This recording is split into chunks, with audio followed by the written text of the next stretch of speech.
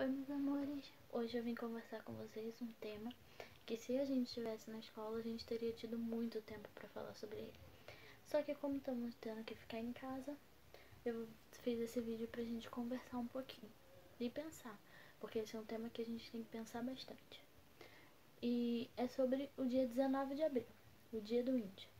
Provavelmente vocês já ouviram falar um pouquinho, mas hoje eu queria conversar um pouco mais com vocês sobre isso. Porque é um dia tão importante, porque ele traz um pouco da nossa cultura. Afinal, o Brasil é um país cheio de misturas, né? Cada um tem um tom de pele diferente, cada um tem um tipo de cabelo diferente.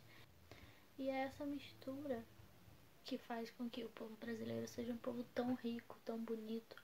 Porque cada um é do seu jeito, cada um tem o seu tipo de cabelo, a sua cor da pele. E respeitar essas diferenças é o que torna a gente melhor ainda, né?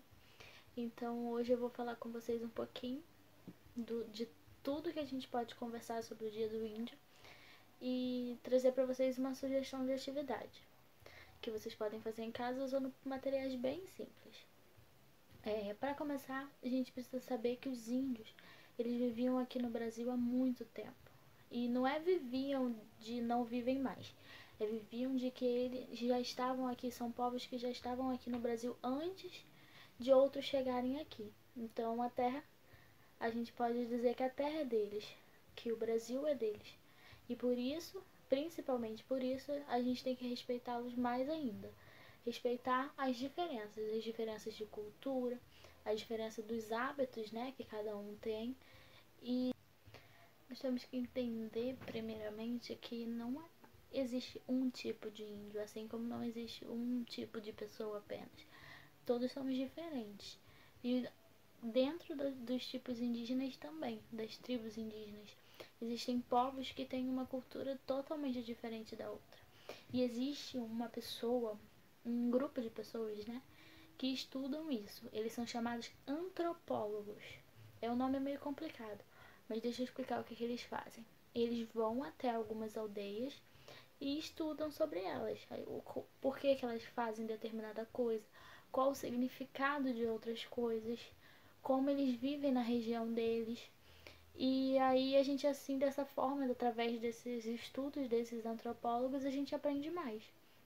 A gente entende que os índios fazem as pinturas que a gente vê muito nos rostos, no corpo, porque eles querem dizer alguma coisa com aquilo. Cada desenho, cada cor tem o seu significado.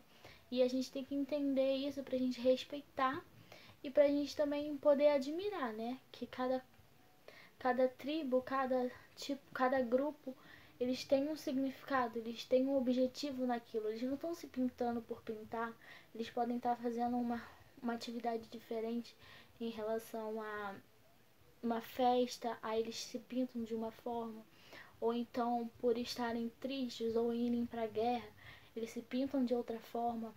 Então a gente entender isso faz com que a gente respeite, não é uma coisa por acaso, é uma coisa que é pensada, que tem um significado. Os antropólogos também, eles pesquisam as diferenças na fala, afinal as tribos indígenas têm linguagens diferentes, tem o tupi, que é o que a gente mais escuta falar, que vocês vão ouvir falar muitas vezes na escola. Tem outros tipos de língua que eles falam. Outra coisa que é muito legal da gente conhecer dos índios é a questão da alimentação, de como eles tiveram tanta influência na nossa alimentação também. Coisas que a gente come atualmente foram hábitos que a gente adquiriu deles, como a plantação, que é algo que os índios já faziam aqui, como a pesca, como a caça. São atividades que os índios já desenvolviam há muito tempo e que a gente, com o tempo, foi desenvolvendo também. Porque, como fazem parte da nossa história, a gente foi adquirindo esses hábitos com eles. A questão de tomar banho, da higiene também é um hábito que os indígenas do Brasil possuíam e que, ao chegarem aqui outros povos, eles também começaram a ver essa necessidade de se limpar, de tomar banho, lavar a mão, ainda mais numa época como a que a gente está vivendo, né? Que torna ainda mais importante esses hábitos de higiene. Outra coisa que eu quero falar com vocês é voltando a falar sobre a pintura. A atividade que eu vou fazer com vocês hoje, ela é com pintura. Uma pintura mais natural. Uma pintura que a gente vai usar como tinta coisas que a gente pega da natureza, porque conforme a gente estuda sobre os índios, a gente sabe que eles usam pinturas como matéria-prima para pintura, elementos da natureza. Então eu vou usar hoje sementinhas. Essas sementinhas aqui, elas são dessa planta. A minha já tá mais escura porque eu já tirei da árvore há um tempo, mas ela é mais vermelhinha. E o nome dela é urucum. É uma plantinha que os índios já usavam há muito tempo atrás e ainda usam atualmente, porque vale lembrar que os índios não foram extintos. E apesar deles serem perseguidos há muito tempo, desde que outros povos chegaram no Brasil, eles ainda são perseguidos atualmente, infelizmente, e por isso existem tantas organizações que tentam preservar a cultura indígena, preservar a vida dos indígenas, que eles continuem tendo esse contato livre com a natureza, sem a interferência de outras pessoas, e para que a cultura deles não acabe, que ela continue. Existem tribos que não têm contato nenhum com outras pessoas, e tem aquelas que querem ter contato ou acabam tendo por algum motivo contato com as pessoas não índios, e assim acabam desenvolvendo outras atividades sem ser só na tribo, como índios que frequentam as escolas, índios que frequentam as universidades, que têm acesso a isso, e quando é da vontade deles tem que ser assegurado isso, porque eles, assim como nós, têm direitos.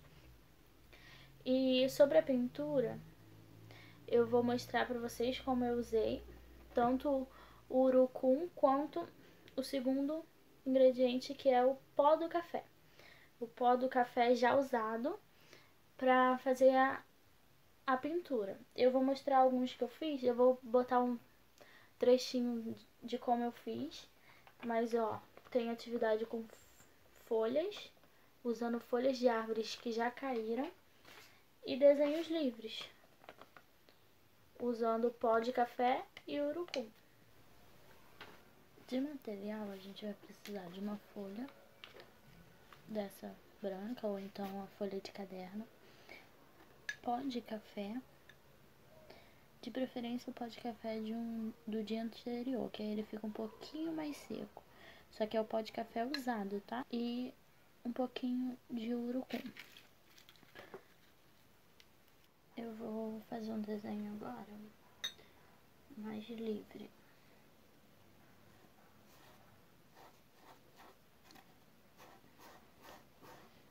E aí eu vou trabalhar com o café em partes mais escuras e em partes mais claras. Vai depender, esse tom vai depender da quantidade que eu colocar, né? Onde eu colocar mais, vai ficar mais escuro. E onde eu pressionar mais também, né? Só tem que tomar cuidado para não pressionar a folha muito a ponto de rasgar. Porque como o café tá um pouco úmido, pode acontecer. Se acontecer, não tem problema, é só começar de novo.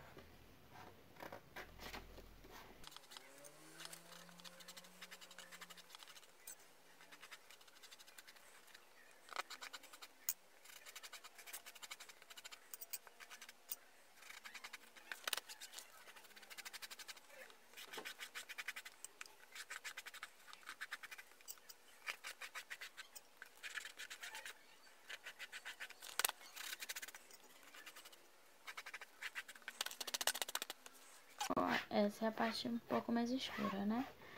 Agora eu vou fazer a parte mais clara. Aí eu vou usar menos café e menos força na mão.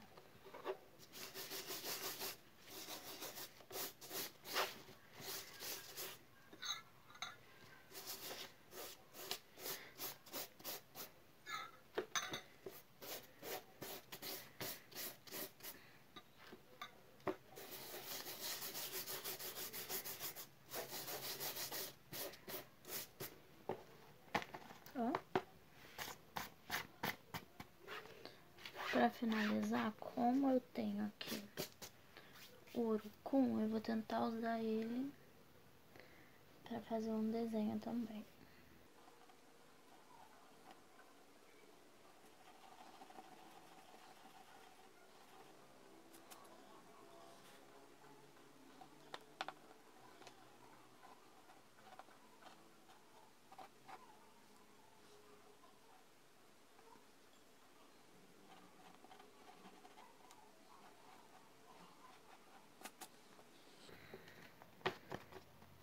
E ficou assim.